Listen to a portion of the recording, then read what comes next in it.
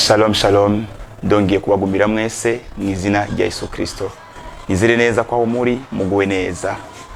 Hama nicya kiganiro cyacu twama tubashikiriza kuri uyu munsi wa mbere cyitwa urufatiro. Ijambo tuguma duhagarare ko ni ijambo rivuga ivyizigiro bidapfa. Naryo ntandi turisanga mu gitabo ca Yobu. Kaduhasome igitabo ca Yobu igice ca mbere ku murongo w'9 havuga ngo kumaze umugore wiwe aramubaza ati mbega nubu uracakomeje kwa kugoroka kwawe tukimana upfe uveho. Yesu nadufashe. Inkuru za Yobu murazizi neza kandi murazisobanukiwe ko vyagenze uko vyagiye birakurikirana. Yari umuntu ngo yaba mu gihugu ca Uzi kandi yari umuntu atunze cyane, ariko igihe kirashika aja mu kigeragezo gituma ivyo yarafise vyose bimuvako, ivyo yaratunze mbere ngo n'abana biwe barapfa, ariko ntabwo yigeze ata ivyizigiro ku Mana yiwe.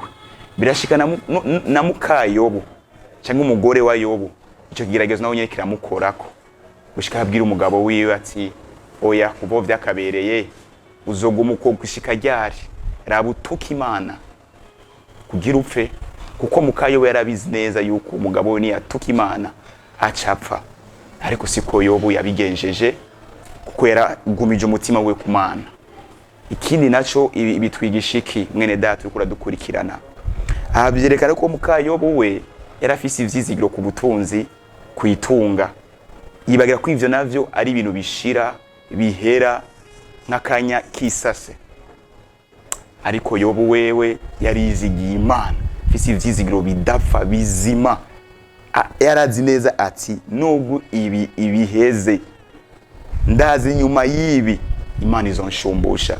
Ati nubwo itonshumbusha mugani wa Shadraka na Meshaki nabyo bwibabwira neza, ati nubwo itodukiza ariko nabwo dufukamira ikigigo Mana cawe. Nivyo Yobu na wenyene yarameze, niko kwizera yarafise.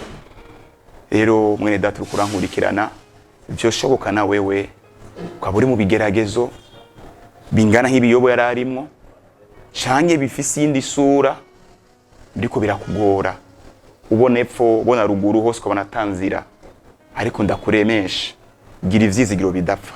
Naje nabikubwiye ni Imana, tumbera Imana, wizera Imana, usenga Imana, uzirika umutima wahera, ntunyiganyizwe n'imifundi ikirarengana canke ibibazo biko biragucako, kuko inyuma y'ivyo hari Imana itabara. Ndabashimiye mwese makumura kugana rino jambo, ndizera neza kuri giye kubafasha muri ino ndwi yose tugiye gutangura.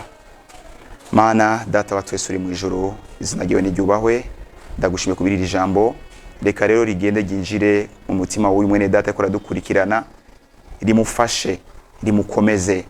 Abari barasubiye inyuma kubera ibihe, reka bongere bagaruke mwami Imana, maze ukwizera ukwizigira kubaganze muri bo uzobukoze.